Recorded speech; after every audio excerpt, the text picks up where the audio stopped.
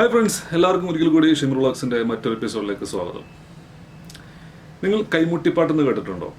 മലബാർ മേഖലയിലേക്ക് വളരെ പ്രശസ്തമായിട്ടുള്ള ഒരു പരിപാടിയാണ് കൈമുട്ടിപ്പാട്ട് എന്ന് പറയുന്നത്.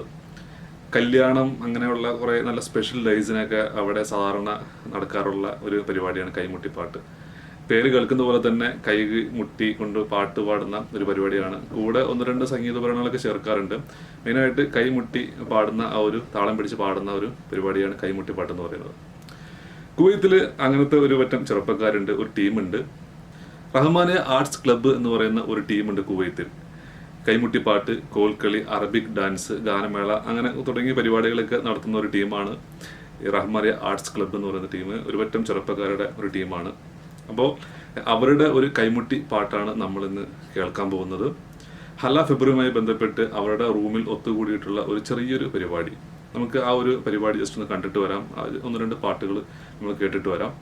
നിങ്ങൾക്ക് കുവൈത്തിൽ ആർക്കെങ്കിലും ഇതുപോലെ എന്തെങ്കിലും പരിപാടികൾ അവതരിപ്പിക്കാനുണ്ടെങ്കിൽ ഇവരെ കോൺടാക്ട് ചെയ്യാവുന്നതാണ്.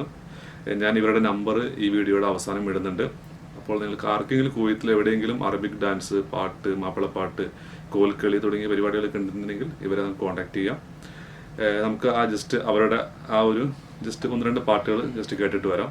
കൈമുട്ടിപ്പാട്ട്. ഓക്കെ.